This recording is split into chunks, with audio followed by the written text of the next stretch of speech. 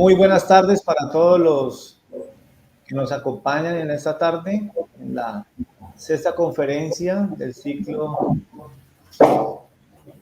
que venimos desarrollando por parte del programa de Educación Física, Deporte y Recreación de la Universidad de la Amazonia. Hoy le damos la bienvenida al licenciado Saulo Andrés Chamorro Urbano, docente del Departamento de Educación Física, Deporte y Recreación de la Universidad del Cauca. Además de sus títulos de pregrado, pues tiene una especialización en Pedagogía y Didáctica en Entrenamiento Deportivo y además es máster en Investigación y Ciencias Aplicadas al Deporte de la Universidad de León de España y actualmente pues cursa doctorado en Ciencias de la Actividad Física y el Deporte de la Universidad de León, España. El profe Saulo viene, además de uno lo conoce, ha recorrido en su trabajo de las tecnologías aplicadas al deporte, lo que concierne a la cuantificación de la carga interna y externa, en la cual pues tiene varios libros, varios artículos encaminados a este tema. Entonces, sin más preámbulo, le damos la bienvenida, un abrazo amazónico al profe Saulo y total agradecimiento de parte del programa, el grupo de semilleros de investigación Sinergia.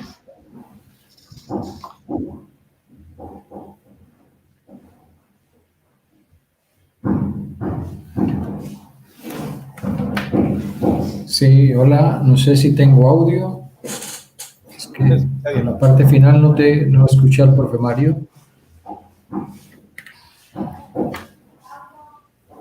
Sí lo escucho. ¿Sí? Vale.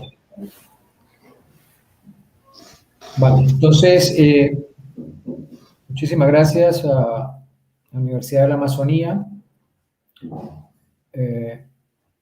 Se me ha quedado agradecer mediante el logo a Kinesis, pido total disculpa con Diógenes, a quien considero un gestor del sector de educación física, recreación y el deporte en el país y en Latinoamérica y en el mundo, a través de su editorial.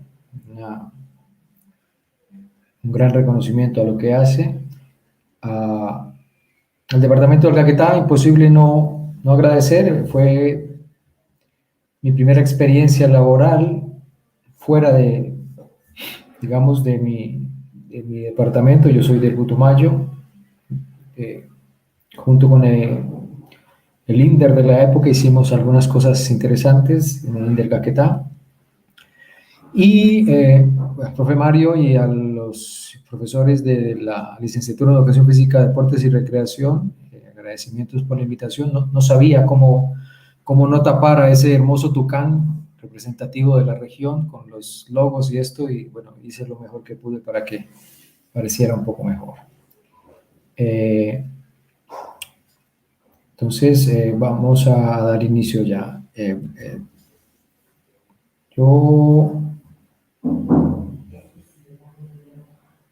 Vale.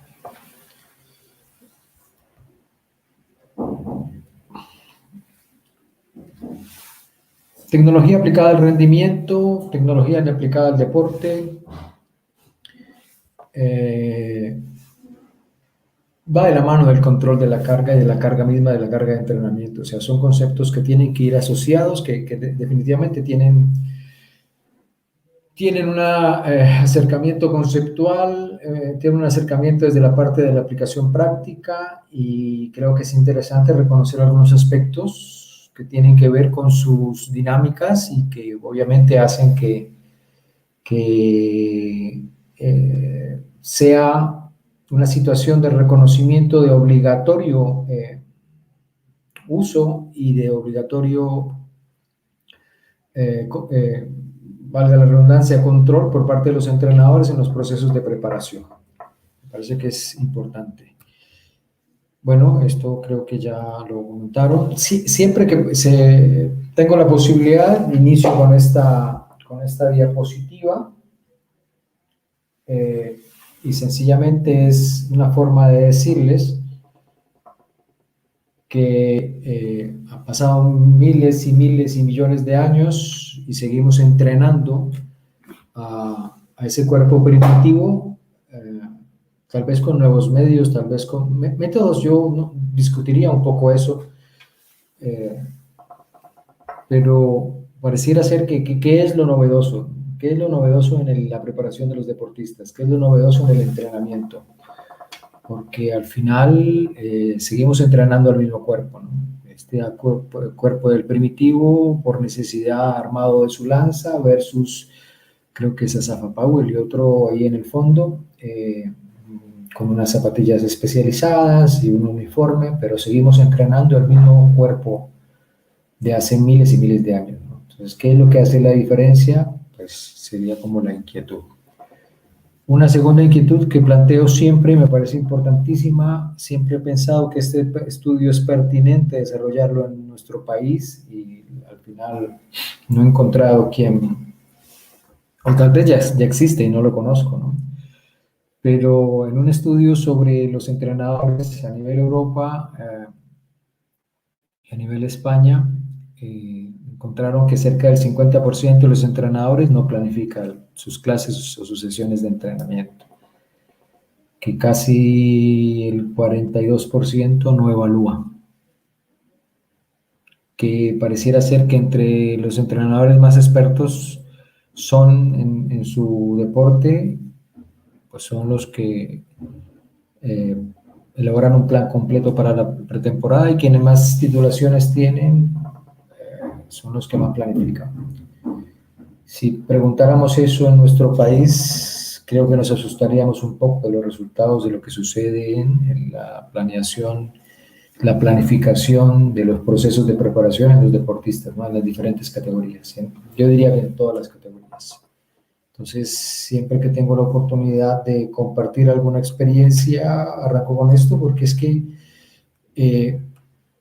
quienes tenemos la posibilidad de compartir experiencias y ser docentes o trabajar en el campo de la educación, tenemos una responsabilidad social mayor y es que cada vez que tengamos la oportunidad de intentar socializar y generar algún proceso de reflexión frente a lo que estamos haciendo.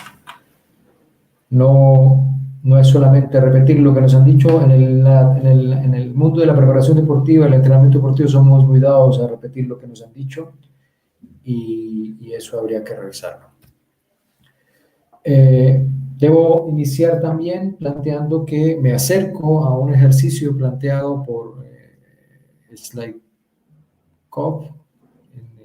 en un libro, es un gran libro que creo que editó la editorial de la Escuela Nacional del Deporte, asociada con el Coldeportes de la época, y se plantea un enfoque que a muchos de los docentes con los que tengo la posibilidad de compartir, digamos que nos gusta, y es que la idea o la posibilidad de hablar del proceso de preparación deportiva como un proceso más amplio, la sinergia que se produce en todos sus componentes, entendiendo que el entrenamiento deportivo es un componente de ese proceso de la preparación deportiva, al igual que la actividad competitiva y los factores complementarios, y que cómo debería haber una sumatoria de todos estos subcomponentes, si queremos decirle así, para el objetivo final, que puede ser o la forma deportiva. Para algunos ortodoxos que no aplica la forma deportiva, no existe o no se desarrolla en algunas formas de deporte o formas de preparación, para otros sí, pero al final,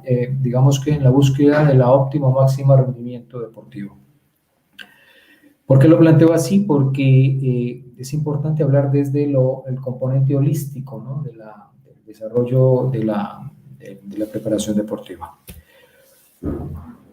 Otra situación que me parece pertinente es que los Sport Science, los investigadores del deporte, ahora están de moda en el país los GPS y otros aditamentos electrónicos que arrojan una cantidad de información, como era antes, como es hoy. Ahí vemos una gráfica, digamos, representativa de lo que sucede en el mundo actual con los deportistas.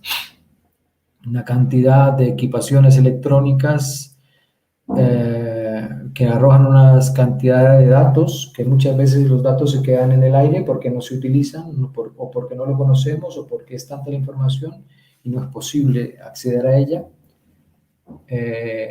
Decía, están de moda en el país las equipaciones, ahora que se esté dando uso adecuado a la información, ojalá sea así, pero también lo planteo para indicar que creo que es pertinente, digamos, basar los entrenamientos en la evidencia científica. ¿Qué es la evidencia científica? Que sé que hay en la literatura científica y en el mundo de su aplicación práctica para tomar decisiones y tomar de aquello lo que es más importante, y también basado en la experticia, en la experiencia que la práctica que te va dando a diario. Y dos cosas, ni ser un chamán vende humo con recetas mágicas, ni tampoco ser un esclavo de la evidencia científica o literatura científica. Hay que buscar un equilibrio que nos permita pues entrar en esas dinámicas que son las pertinentes para el desarrollo del deporte en el nivel que sea. Luego tengo que hablar muy rápido de la tecnología. Hay un concepto no equivocado, sencillamente, que es un enfoque que la tecnología pareciera ser que tiene que ver con electrónica, y cuando hablamos de control de la carga de entrenamiento y hablamos de dispositivos tecnológicos, pareciera ser que solamente hacemos referencia a los GPS o al feedback o a la otra cantidad de elementos electrónicos de altísimo costo, y entonces algunos clubes indican que no pueden hacer control de la carga porque no tenemos los recursos económicos para hacerlo. Diferenciar entre tecnología y electrónica, diferenciar entre tecnología e informática. Me parece a mí que lo interesante de todo esto es definir que lo tecnológico es aquello que nos facilita, es una herramienta, estrategia, opción que facilita el desarrollo de las actividades. Pues es tecnología, el pito, el cronómetro, el GPS, las tablets, todo lo que utilices es tecnología en la medida en que nos ahorra el tiempo y nos sirve para algo. Pero también hay otro concepto que me parece súper importante, lo hacemos tal vez a diario en los entrenamientos, pero que a veces no le prestamos atención, y es que, digamos, en la mayoría de los procesos, los sistemas informáticos cuentan con tres aspectos, tres variables básicas. Una tarea básica de entrada, cómo se capta la información, digamos, cómo lo planifico, una tarea de procesamiento y otra tarea de salida, que sería la transmisión de los resultados, o sea, los resultados obtenidos del entrenamiento. Pues eso se conoce como el algoritmo, y si nosotros pusiéramos un poquito más de juicio en las prácticas de entrenamiento que hacemos a diario, pues cada día aplicamos un algoritmo diferente. Y, por ejemplo, el algoritmo de recuperación en fútbol. Este es el preparador físico de la selección francesa, donde desarrollaron un algoritmo que es una serie de pasos sistematizados, reconocidos, comprobados, que permiten tomar decisiones frente a una situación que queremos enfrentar. En este caso, la recuperación. Como, una vez terminado el partido, la necesidad de la hidratación, la necesidad de la ingesta de los nitratos, la ingesta de la leche achocolatada, que tiene muchos estudios que indican de sus beneficios post-recuperación, los baños en agua fría, no en hielo, eso ya está un poco que habría que revisar, una muy buena alimentación, y para esa época, les estoy hablando de 2018 tal vez, estaba muy fuerte el concepto de las prendas de compresión. Hoy por hoy ya se ha demostrado que las prendas de compresión no tienen una gran aportación a los procesos recuperatorios, pero que sí, por ejemplo, el uso de los rodillos de liberación miofascial. Esto es un algoritmo. O sea, hablar de tecnología, hablar de control de la carga nos tiene que llevar a este tipo de situaciones. ¿Cómo defino el paso a paso de lo que voy a hacer para pues construir, en este caso, el aspecto recuperatorio? Pero también puede ser el aspecto de la preparación o otros aspectos. Rápidamente, no voy a demorarme en este aspecto, solamente para que entiendan el enfoque que pretendo dar. El entrenamiento deportivo, la preparación deportiva, pues suele ser tomada como un método, como una acción, como un proceso para desarrollar una forma organizativa, como determino, como ordeno la sesión, el comportamiento de las acciones en la sesión, o como un factor de desarrollo de rendimiento. Tendríamos que definir por dónde nosotros iríamos. El entrenamiento o asociado al proceso de la preparación deportiva, pues tiene dos componentes, una línea biologista, una línea pedagógica. Nosotros somos más de la línea pedagógica, digamos que algunas universidades tienen más formación en la línea pedagógica, otras en la línea biologista, otras que intentan hacer una búsqueda de estos dos aspectos, pero sin abandonar, digamos, ese aspecto holístico de la formación del individuo, del ser mismo y del entorno donde se desarrolla, sea ese factor ecológico, sea ese respeto por todos sus componentes. Y tendríamos que hablar entonces de que el proceso de la preparación deportiva o el entrenamiento pues es sistemático, que al final busca la mejora del rendimiento. Y no hemos dicho rendimiento deportivo, sencillamente rendimiento. Rendimiento en edades tempranas pues será medido diferente al rendimiento en edades juveniles y en edades de altos logros. Pero el factor pedagógico asociado a la definición de los medios, de los métodos, de las estrategias didácticas y otra cantidad de formas, y el factor biologista, pues, en la búsqueda de correlativas adaptaciones que los ejercicios que yo defina buscan generar respuestas fisiológicas y respuestas adaptativas en el organismo de ese deportista. Luego tendríamos que pensar, o podríamos pensar también en la posibilidad de cómo se construye un proceso de preparación, cómo se construye un proceso de entrenamiento. Y tendríamos que definir entonces que, siguiendo a muchos autores, tanto clásicos como un poco más recientes, pero pues, no es una camisa de fuerza, es solamente una indicación, digamos que 5 pasos.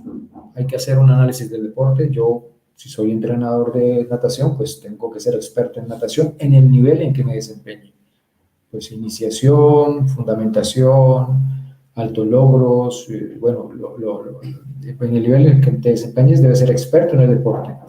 Un segundo paso es el diagnóstico del nivel de entrenamiento. O sea, tenemos que tener la capacidad para definir cómo llegan esos deportistas a nuestro proceso. Luego, una programación del entrenamiento que tendrá que someterse a un conjunto de herramientas desde la planificación, independientemente del modelo que utilices o el método que utilices o como quieran llamarlo. Luego, la ejecución de ese plan de entrenamiento que has diseñado, y el control y la competición como ese quinto paso. En este concepto de control y competición, hoy por hoy hay bastante información, hay bastante controversia, inclusive en el país. Digo controversia sana, entre comillas, porque ahora fuertemente quienes seguimos, por ejemplo, a Milton Correa Gloria, pues habla del concepto de cuándo se hace control, cuándo se hace evaluación, cuándo se hace seguimiento. Es un factor pasado, presente o futuro. La planificación, prever con anticipación un logro, y hay una cantidad de información ahí que hay que tener en cuenta. Pero en este ejercicio voy a hablar de control y competición asociado al concepto de la carga. ¿Sí? Carga o estímulo o respuesta ante el ejercicio, como el concepto que quieran ustedes seguir, pero control y competición. Cuando yo controlo, me permite tomar, hago una valoración del estado lo comparo con unos referentes, lo evalúo y tomo decisiones para en la misma sesión, a futuro, al siguiente microciclo o al siguiente plan, que me permiten entonces ajustar o modificar el plan de entrenamiento que estoy desarrollando. Énfasis, bueno, esto dejémoslo aquí, en el control de la carga. Y aquí nos vamos a ir acercando un poco más a lo específico de la temática que hemos planteado como interesante hoy.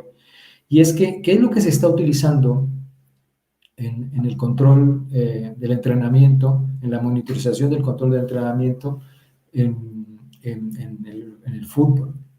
Entonces, si ustedes observan en la gráfica de la mano izquierda, observamos entonces que está en la gráfica A, las acciones o las estrategias utilizadas en las prácticas de entrenamiento, y en la gráfica B las estrategias o acciones utilizadas en la competencia. Observamos que hay el RPE, la percepción subjetiva del esfuerzo, los acelerómetros, la frecuencia cardíaca, el análisis de tiempo-movimiento, otros ratios subjetivos, como cuestionarios de bienestar y otra cantidad de cosas. En competencia ya casi que no se utilizan, bueno, se utiliza mucho el análisis tiempo de movimiento, se utiliza la percepción de esfuerzo, se utiliza otros cuestionarios, ya posiblemente acelerómetros y monitores de frecuencia cardíaca aparentemente no. Entonces la pregunta es, bueno, ¿qué hacen si todos se ponen un GPS? Porque los datos no se utilizan. Pareciera ser entonces que la mayoría de quienes utilizan GPS no utilizan el sensor de frecuencia cardíaca y al final solo toman datos de otros valores. Luego, ¿cuáles son las métricas que más se determinan como control de la carga de entrenamiento o la carga competitiva? Entonces, pues los valores de frecuencia cardíaca por encima de la frecuencia del 85% de la frecuencia cardíaca máxima, los acelerómetros, otras distancias recorridas en diferentes acciones, pero que tienen que ver con la necesidad o la posibilidad del deporte también, ¿no? Hay algunos deportes o la percepción en los deportes de conjunto ahora está más centrada por las acciones de alta intensidad, entonces tanto a nivel de aceleraciones, desaceleraciones y carreras. Es una referencia nada más ahí. ¿Qué más pasa en el deporte? Bueno, me acerco a lo que a mí más me apasiona investigar, que es el fútbol, y hay un concepto sobre pacing. El pacing no es otra cosa que estrategias de regulación competitiva, pero esto viene del atletismo, entonces eran estrategias de regulación de carrera. Y ahí, entre las que más se repiten, al final se definen tres tendencias: una estrategia de carrera en U, digamos una estrategia en J y en J invertida. Entonces, en dependencia del deporte o la carrera o la distancia en la que vayas a analizar, pues tienes que definir cómo es que el deportista afronta la competencia, o en este caso de una carrera, o en este caso específico un deporte de conjunto como el fútbol. Entonces ¿cómo sucede, cómo se regula la acción competitiva en el fútbol? Pues varios estudios basados en el estudio de Avis plantean que el fútbol se desarrolla en J invertida, o sea, en la línea roja. Y hay varios estudios que demuestran que sobre los 25, 27, 31 minutos, no es un punto exacto, hay una disminución de la capacidad de rendimiento tanto en el primero como en el segundo tiempo, y que al final, sobre el minuto 35, 37, 40, 40 y algo, se observa un incremento de la respuesta de rendimiento de los deportistas. Y no solo sucede en las categorías mayores, como lo muestra aquí Avis y también en Pelliceri, sino que sucede también un poco en categorías menores. ¿Por qué es importante esto? Porque si no somos nosotros debemos ser expertos en el deporte que desarrollemos. O sea, debo saber qué es lo que pasa en el deporte para poder tomar decisiones sobre cómo entreno a mi deportista. Más sobre fútbol, pero esto quiero extrapolarlo a todos los deportes. O sea, ¿qué sucede en el deporte? ¿Qué sucede en el baloncesto? ¿Qué sucede en el voleibol? ¿Qué sucede en la natación? ¿Qué sucede en cualquier deporte? Yo debo determinar algunas variables de carácter fisiológico, como por ejemplo el umbral anaeróbico. Un estudio en la Bundesliga, en los futbolistas alemanes determinaron que el umbral anaeróbico se presenta a una velocidad de 14.4 kilómetros por hora. Y que en un partido la distancia total recorrida, el 23% del tiempo apenas están por 14.4 kilómetros por hora por encima, y el 77% están por debajo. Entonces ahí ya tengo una idea de qué es lo necesario en mi deporte en ese nivel de rendimiento. Que estos estudios se hayan realizado en otras categorías, sí. En fútbol tenemos un estudio que está a punto de publicarse con el profesor Salinas, el profesor Salamanca de la Universidad Surcolombiana. Hemos hecho este estudio en diferentes categorías en fútbol, desde fútbol aficionado, fútbol universitario, fútbol sub-20, fútbol profesional. De una vez la cuña, nuestro Atlético Huila vuelve a la categoría máxima, que nos alegra mucho a todos. Más estudios sobre la importancia del análisis del deporte. Uno no puede pretender hacer control de la carga, uno no puede pretender hacer planificación de su deporte o lo que sea si no tiene total conocimiento de ese estudio. En Iseler, en el 2005, en el fútbol turco, hicieron un estudio y determinaron qué pasa con el comportamiento de la frecuencia cardíaca y la definición de un umbral aeróbico y anaeróbico basados en los valores de lactato. Y determinaron, tienen ustedes 4 imágenes ahí, la imagen de la parte superior izquierda es un partido normal, observan el comportamiento de la frecuencia cardíaca con valores por encima de, obviamente, 160, 170, 180 pulsaciones por minuto. Durante 20 minutos sucede eso a nivel del comportamiento de la frecuencia cardíaca, el umbral anaeróbico marcado en la línea negra y el umbral aeróbico marcado en la línea puntiaguda. Punteada.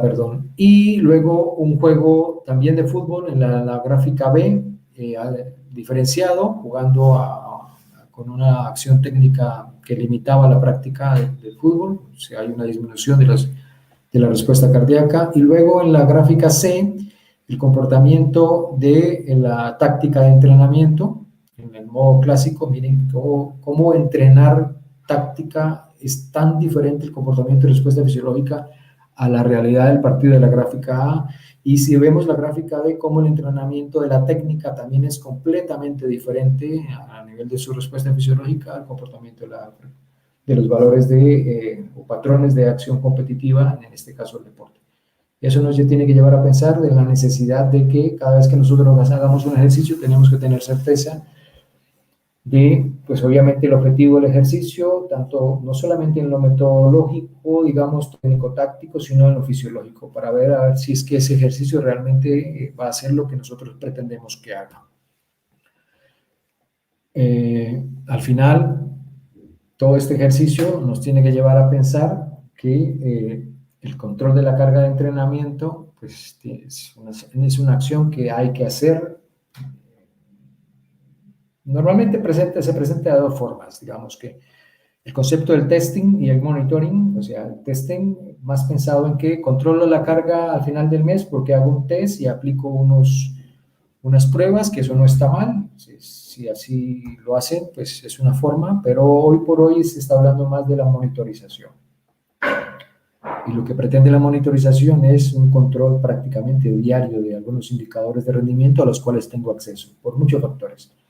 Uno, por ejemplo, porque el MISTER lo permite, porque por más de que tengas todos los aditamientos tecnológicos y si el PF no convence al MISTER para que él permita toma de registros, pues no pasa absolutamente nada. Entonces, son varias situaciones. Debo tener en cuenta las características individuales, debo tener en cuenta la carga que produce mi deporte, no importa en el nivel de formación que sea. Una vez reconocidos esos aspectos, pues según la característica morfológica, fisiológica y otros aspectos de mi deportista, cuando lo someto a algunas acciones de carreras, acciones de saltos, de carreras a alta intensidad, aceleraciones o lo que haga en la práctica deportiva, lo que voy a lograr es que esa carga externa genere una respuesta fisiológica que normalmente hay que medir o se puede medir a través de la frecuencia cardíaca o otros métodos invasivos como el lactato y otros aspectos. Estoy hablando un poco de campo, ¿no? En el laboratorio serían otras formas, la percepción del esfuerzo, que esa carga interna me tiene que permitir o tiene que estar pensada en que después de la carga, pues tiene que haber un proceso recuperatorio. El deportista está con nosotros 2 o 3 horas como máximo y luego está 22 horas o 21 horas fuera de nuestra práctica de entrenamiento. Y eso hace que si nosotros no controlamos esas otras 21 o 22 horas en las que no está con nosotros, y si entreno pasando un día, pues estará 60 horas fuera de nuestro ámbito de entrenamiento. ¿Y qué hace la ICO? ¿Cómo nosotros controlamos esos aspectos? Entonces, la monitorización de la recuperación, con la forma que tengas, cuestionarios de bienestar, la variabilidad de la fuerza cardíaca, que está muy, muy fuerte ahora su uso, y otros medios que te permitan obtener información para saber cómo fue su recuperación, pues facilitaría el proceso. Todo eso, pues, generará un resultado de entrenamiento que nosotros luego pues dependiente de lo que nosotros tengamos a mano, podemos entrar en la dinámica de definir que rendimiento no es otra cosa que un ratio, una relación entre condición física menos fatiga. Y la fatiga producida por cada una de las acciones que nosotros provocamos como estímulos, como carga, como ejercicio asociado o que desarrollado en las prácticas de entrenamiento a diario.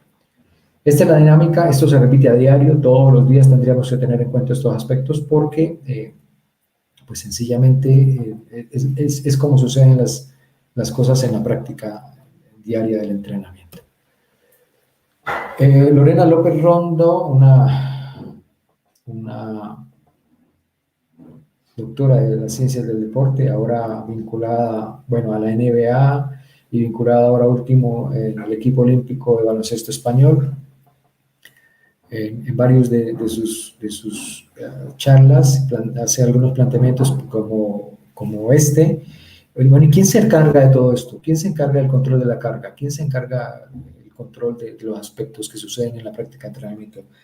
Las dinámicas del mundo irreal, voy a decir, pues siempre en los equipos pues hay un encargado de la parte psicológica, hay un encargado de la parte fisiológica, hay un encargado de la parte cinemática, hay un encargado de la parte neuromuscular, cada uno de ellos tiene algunas tareas y controlan unos indicadores de rendimiento que son pertinentes e importantes, pero la realidad del mundo, de nuestro mundo, nos indica que casi que todas estas cosas tenemos que hacerlas nosotros solos. Cuando estamos muy bien tenemos un auxiliar, alguien que nos acompañe en la preparación física, y si no, pues nos toca a nosotros. ¿Y qué de esto debo definir? ¿Qué de todo esto es lo que voy a evaluar? ¿Qué de todo esto es lo que voy a controlar? Es una decisión que tengo que tomar y que tengo que tratar de ser práctico, ¿no? Porque resulta que las dinámicas del mundo laboral en las que nos desenvolvemos hace que me tenga que encargar de todos estos procesos. Pero aquí hay que hacer algún tipo de esto, para que hay que definir algunos parámetros de control, que hay que definir algunos parámetros de seguimiento, hay que hacerlo. Porque si no, sencillamente estaríamos entrenando a ciegas, ¿no?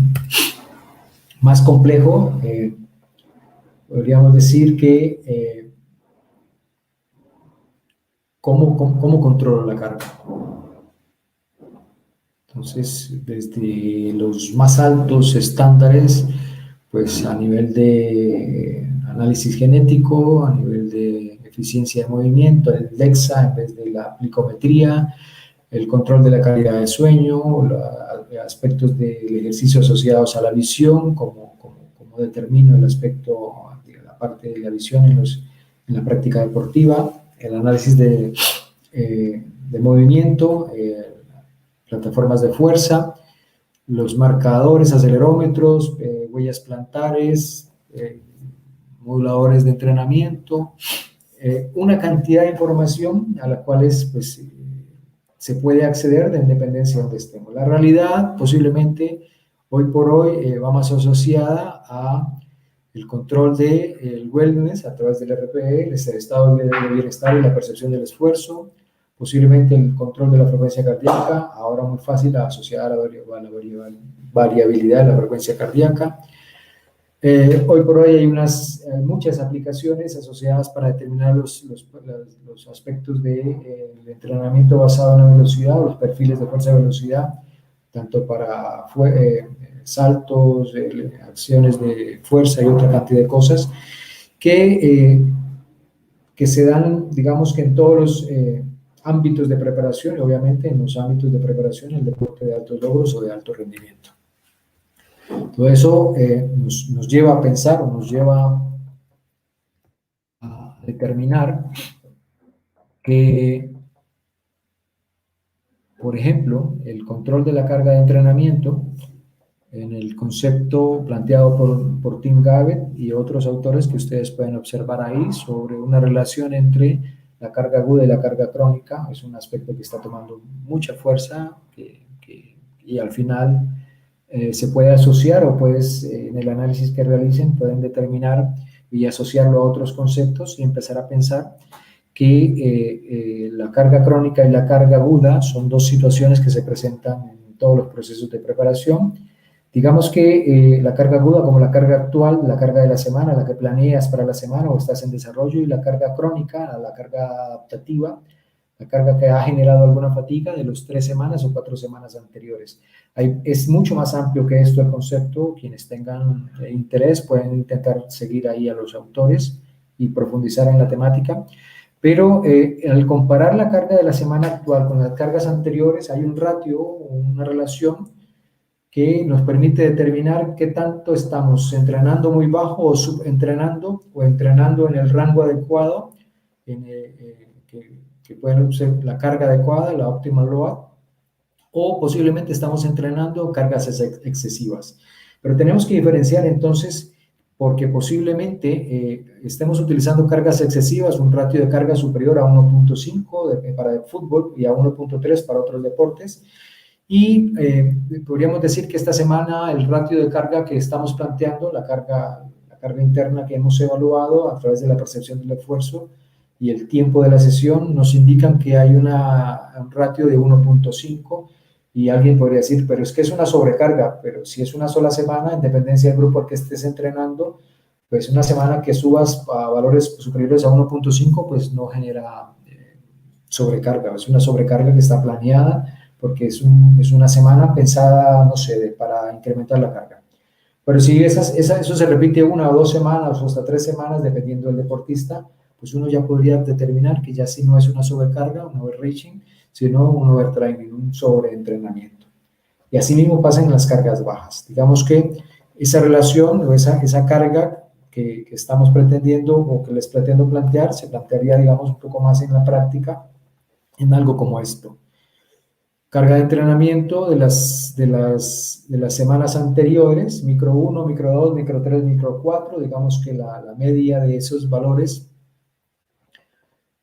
comparado con la carga del micro 5, que digamos que es 4.525 puntos de carga en unidades arbitrarias, que me sale de lo que he planeado en percepción de esfuerzo planeado, más que el valor de ejecutado, que también se puede utilizar, pero yo utilizo el planeado. Por el tiempo de la sesión, me da una carga de entrenamiento diaria. Por ejemplo, para el día lunes del microciclo, 90 minutos de entrenamiento, una carga de 7 puntos, de 0 a 10, en percepción de esfuerzo, escala de Bohr, ratificada por Carl Foster, me da 630 puntos de carga, unidades arbitrarias. Si luego hago eso mismo toda la semana, la sumatoria de la semana, la carga de la semana, 4.545 puntos de carga, que si lo comparo con el promedio de las 4 semanas anteriores, me puede dar, como observan ustedes ahí, un ACWR, o el ratio de carga aguda a carga crónica, de 0.94, que sería un ratio cercano o bajo, a 0.8, que sería subentrenamiento, un ratio de 1.3 o 1.4 o 1.5, que serían ratios o de óptima carga o de carga excesiva a nivel comparativo. Vuelvo y les insisto, es mucho más que esto, solamente es una forma de explicarles por qué esta utilización. Y luego se asocia este concepto a otro concepto, Tom Scale, Training Output Monitoring, en fútbol, que también estamos trabajando con muchos entrenadores en el país para hacer este mismo ejercicio en otros deportes. Ahí les coloco en la diapositiva, bueno, no lo deja ver en la esquina inferior derecha, o a quien tenga la inquietud me puede contactar y yo les comparto el link. ¿Cómo entonces se definen unas tareas de entrenamiento y la percepción del esfuerzo que ellas producen en el fútbol? Digamos que las más repetitivas o las que se pueden asociar a esas tareas, y cada una de esas tareas tiene unos niveles de especificidad que lo hacen un poco más complejo o mayor estímulo para el proceso de la práctica del entrenamiento.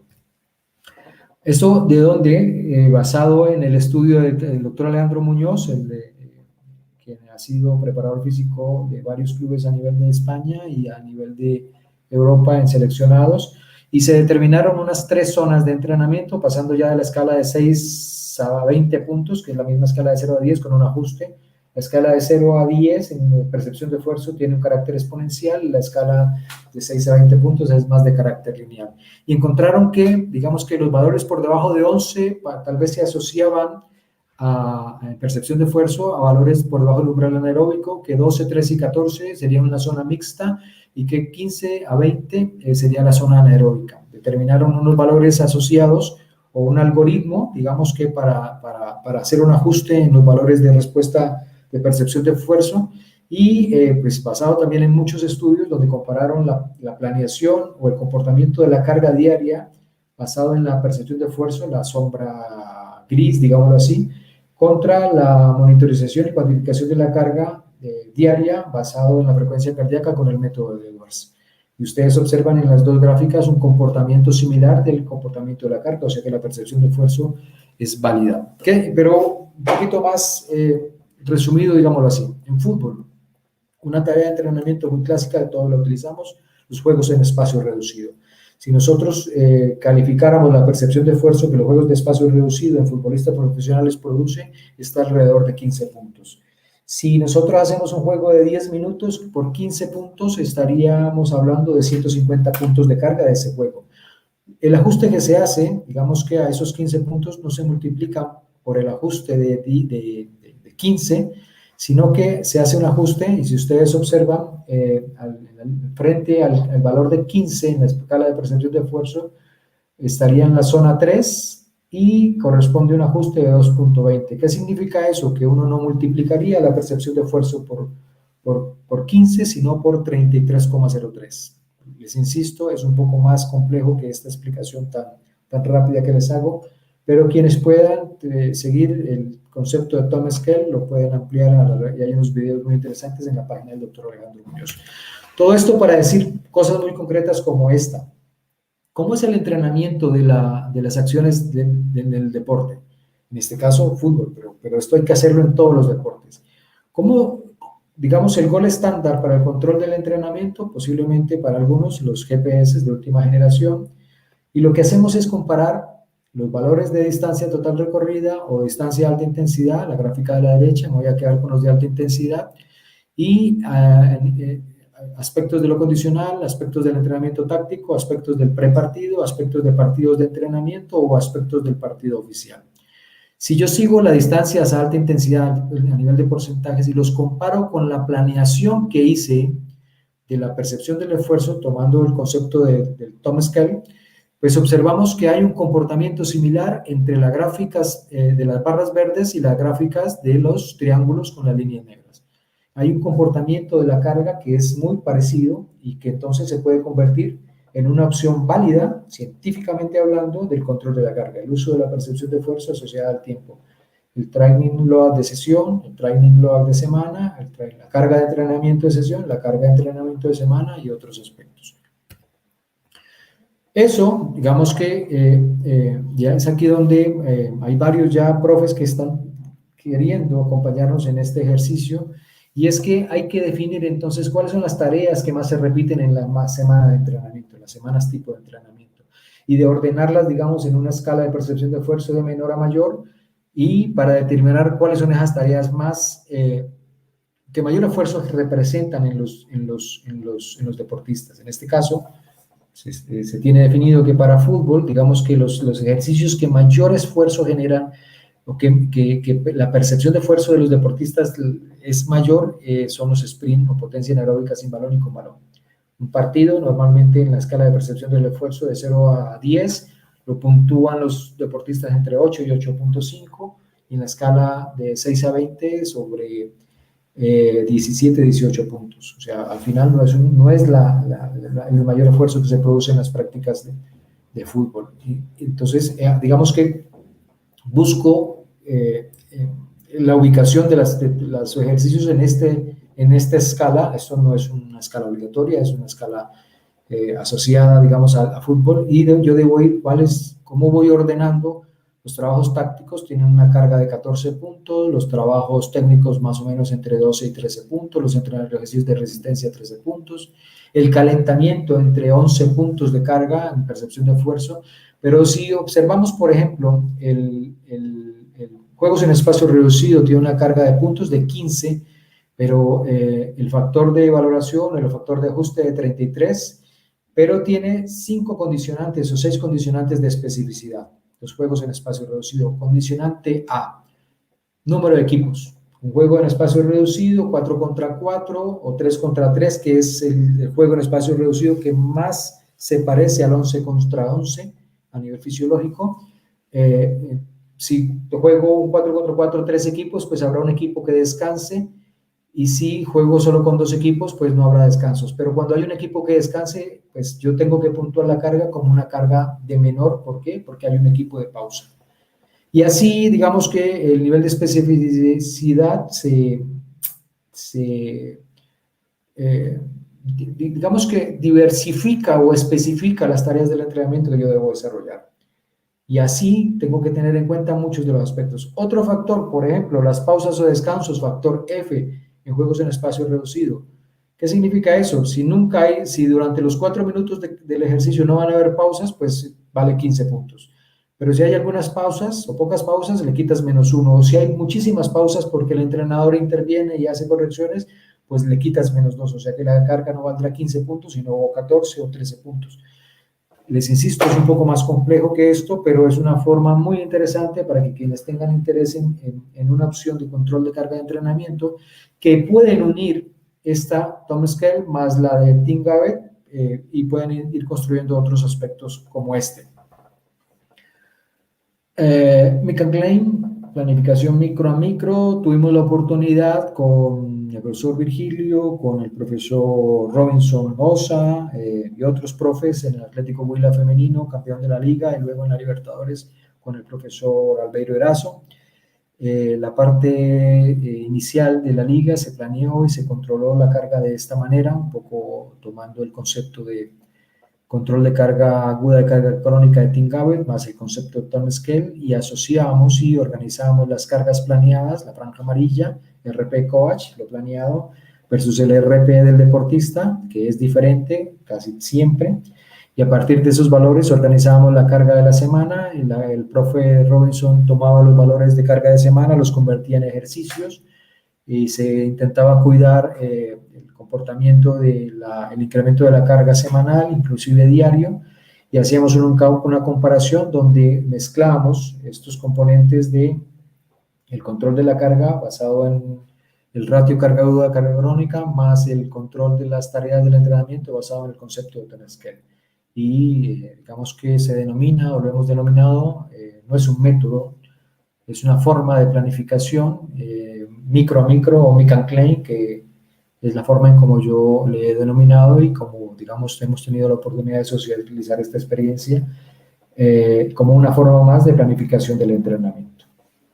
Digamos que esencialmente es lo que se quería socializar a nivel de control de la carga de entrenamiento, y bueno, quedo atento a sus inquietudes.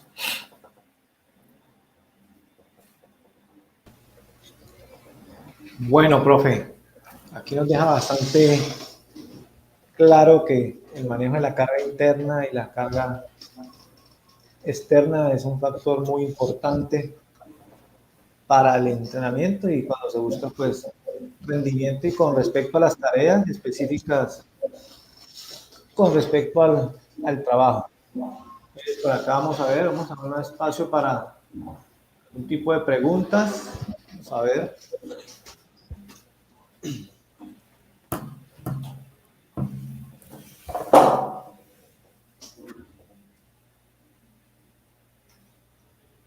Bueno, por acá no. Vamos a mirar primero. Saludos por acá, profe. Varios profes los saludan. A ver, por acá, desde La Estrella, el profe Luis Fernando Castro. Por acá nos saluda el profe Salamanca. Luis Fernando. Los que van desarrollando algún tipo de preguntas. Bueno, profe, por aquí Oscar Martín nos pregunta que los calentamientos y vueltas a la calma también se hacen con RPE. Hay varias tendencias. Hay algunos entrenadores que... No sé si me quedé sin voz. Hay varios... ¿Está bien? Sí, señor. Vale, hay varios entrenadores que solamente toman la parte central o principal de la sesión para cuantificar la carga a través de la percepción de esfuerzo o training load. Yo personalmente creo que hay que monitorizar todo el componente, posiblemente darle un ajuste, un valor mayor a a la parte principal, pero el calentamiento implica una respuesta fisiológica. La vuelta a la calma, según como la hagas, también implica una respuesta fisiológica de disminución, obviamente de recuperación. Pero sí, sí es posible. De hecho, pues en la escala de Tomskell se representa como un calentamiento puede ser variado según el nivel de intensidad del desplazamiento que utilicen, ¿no? A veces hacemos desplazamientos estáticos o en el puesto, o con carreras un poco más lentas, o con carreras un poco más rápidas. También va a depender del clima, va a depender de muchos factores, de la edad de los deportistas, de la necesidad de los deportistas. Bueno, hay muchos factores a tener en cuenta ahí. Ok, gracias, profe. Por acá nos escribe el profe Juan Felipe Vargas, Canacue. Pregunta, ¿cuántos test fisiológicos son necesarios en un macrociclo de 6 meses para conocer las adaptaciones fisiológicas? Pues es muy complejo, ¿no? Pero digamos que va a depender de la edad de los deportistas, del nivel del entrenamiento de los deportistas, de la importancia de la competencia para la cual estés participando o planeando, de la posibilidad o necesidad que tengas, por ejemplo. Entonces, es posible que solamente hagas un par de controles de consumo máximo de oxígeno, no sé qué deporte es, o hagas unos controles de perfil de fuerza-velocidad, o hagas algún solo control de, no sé, de la parte específica de movilidad articular. Y bueno, va a depender del deporte, ¿no? Pero digamos que más que el test o más que la prueba, puede ser más importante el control de los indicadores durante la semana. Pero obtener valores de referencia, para mí, si tengo valores previos, valores de un test para compararlos con test de otras escalas que existen en el mundo y que hay estudios que demuestran escalas de, por ejemplo, desde el mismo test de Cooper hasta Yo-Yo, Leger, Navet, Tirred, el test que sea, y hay escalas, ¿no? Pero digamos que yo sencillamente no las utilizo ni las recomiendo porque son con poblaciones diferentes a las cuales nosotros entrenamos. Entonces va a depender de muchos factores, esencialmente la necesidad que tengan tus deportistas para que los valores que obtengas pues sean utilizables. Ahora, las adaptaciones como mínimo necesitan entre 4 y 6 semanas para producirse en la capacidad física que sea. Entonces también tendrías una referencia ahí sobre hacer test antes de 4 o 6 semanas, posiblemente no sea tan beneficioso. Ok, profe. Por acá, nuestro amigo Milton Mauricio Morales nos pregunta, primero, pues muchas gracias, profesor Saulo Chamorro. Nos hace una pregunta. ¿Cada cuánto tiempo se debe evaluar por medio de los test motores deportivos para contrastar los resultados con la cuantificación de la carga?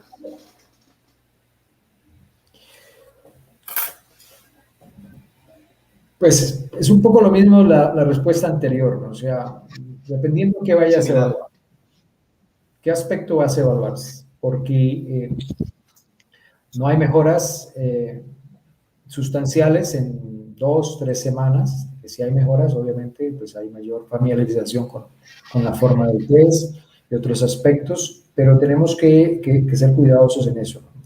A veces los chicos mejoran solamente porque aprenden a hacer mejor el test o la tarea que les planteemos en ese test motor o lo que sea.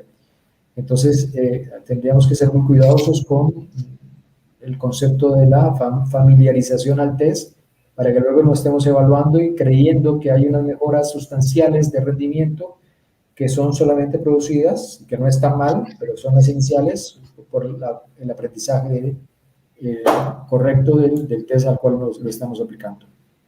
Entonces, va en dependencia de lo que pretendas evaluar. Bueno, por acá nos pregunta Luis Fernando Carmona, que cómo se puede planificar las cargas cuando se tienen 8 equipos de diferentes edades y sobre todo cuando la programación de competencia es tan incierta en nuestro país. Pues la experiencia me ha indicado que cuando estás a cargo de varios grupos, pues seguramente intentas jugar con los valores promedio, digamos, de los grupos. Entonces obtienes digamos, algún valor si de la categoría de menores de 12 años, pues evalúo solamente a 2 o 3 chicos que me van a intentar dar una idea de lo que está pasando con el resto del grupo. Debo ser un poco cuidadoso con a quién selecciono, digamos, para que los valores que me den sean representativos del grupo y luego pues tendrás así que hacer con las diferentes categorías. En la realidad, pues, tienes 4 o 5 categorías y tienes 25 niños en cada categoría.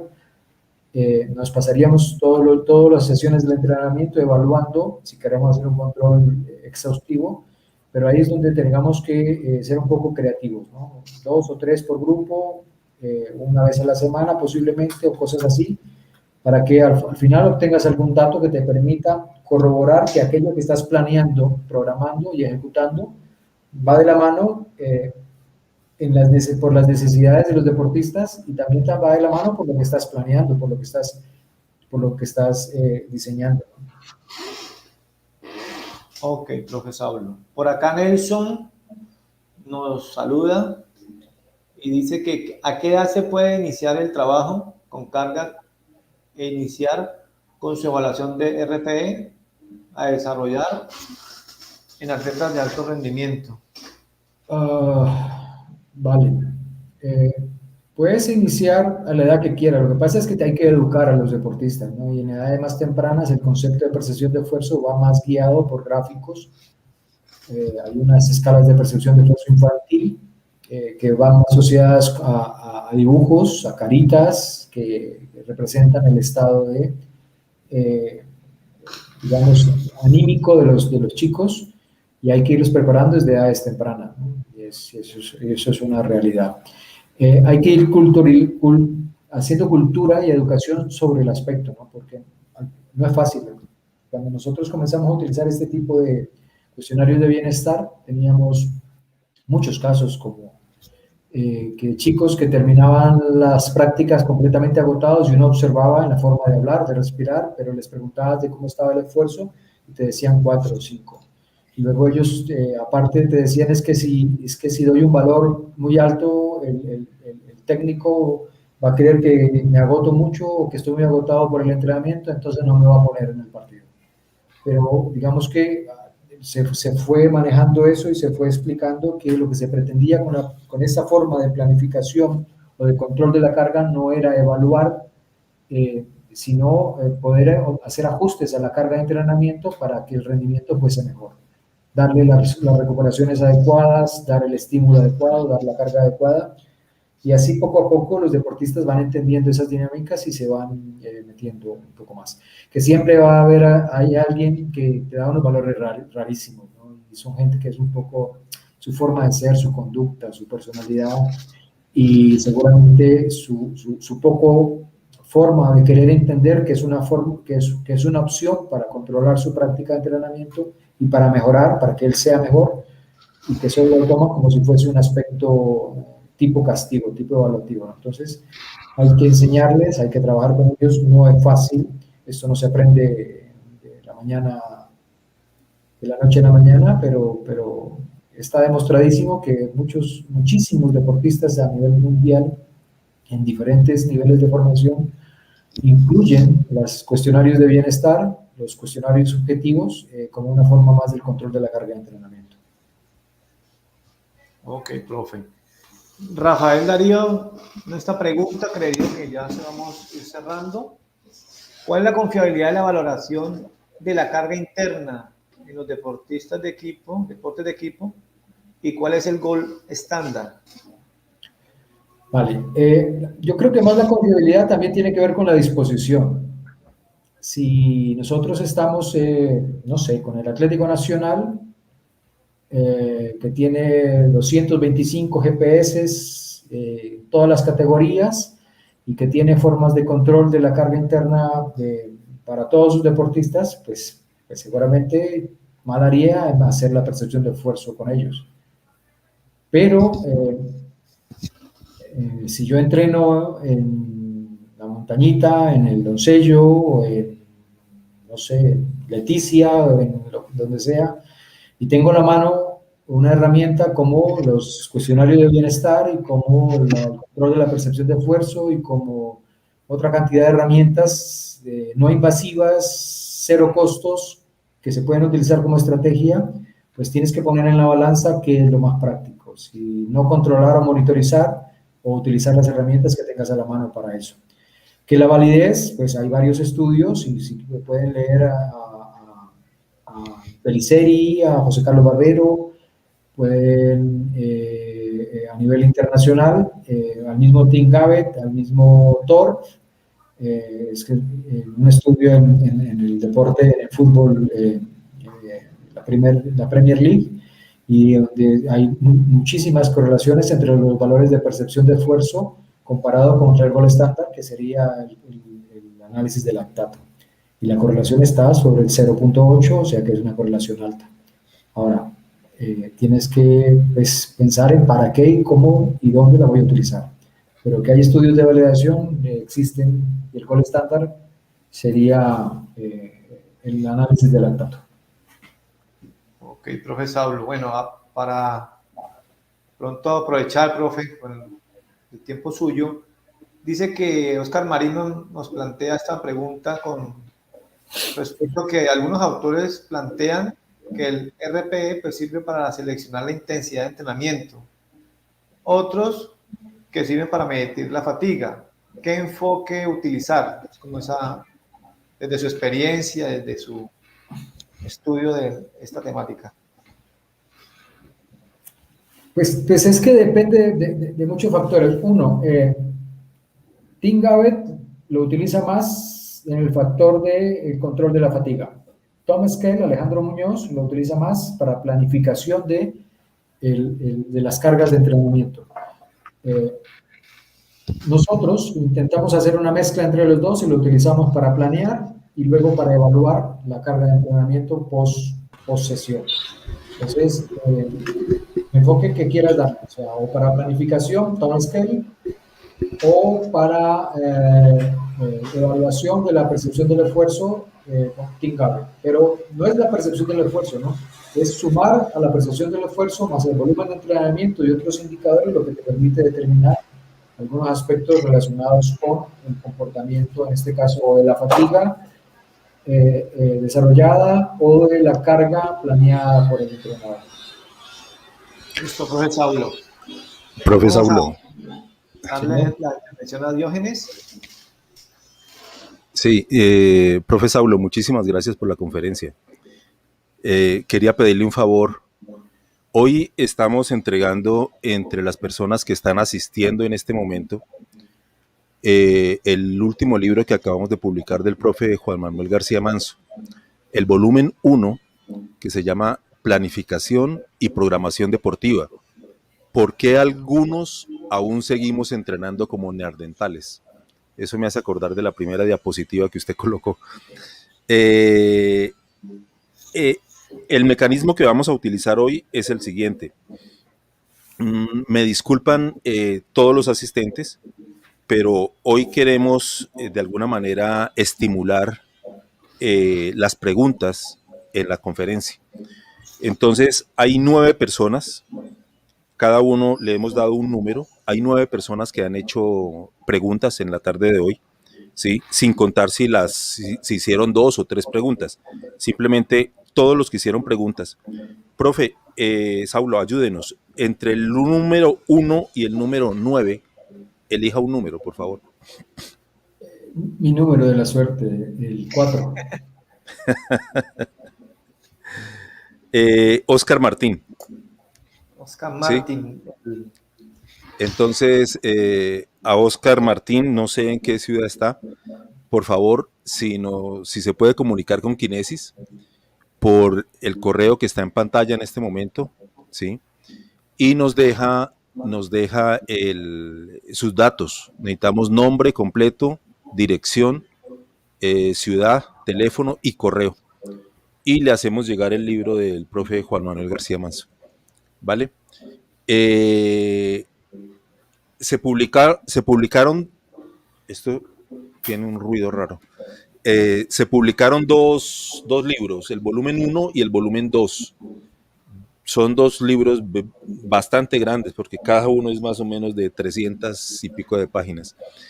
En la próxima sección de aquí a 8 días estaremos entregando el libro de periodización deportiva, ¿sí? De una vez les advertimos o les comentamos a todos los asistentes.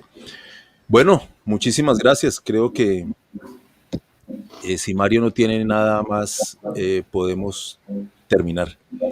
Bueno, sí, aquí de parte del programa Educación Física, Deporte y Recreación de la Universidad de la Amazonia y Semillero de Investigación Sinergia, y en nombre también de Kinesis, darle el agradecimiento, ¿no?, enorme, profesor Saulo, por la disposición frente al llamado, ¿no?, a la invitación que se le hizo, y pues muy amablemente pues, nos brindó, ¿no?, ese apoyo para poder desarrollar este ciclo de capacitación, ¿sí?, y en la línea de entrenamiento deportivo y afines, ¿no? Entonces, es agradecerle, profe Saulo, por el espacio académico.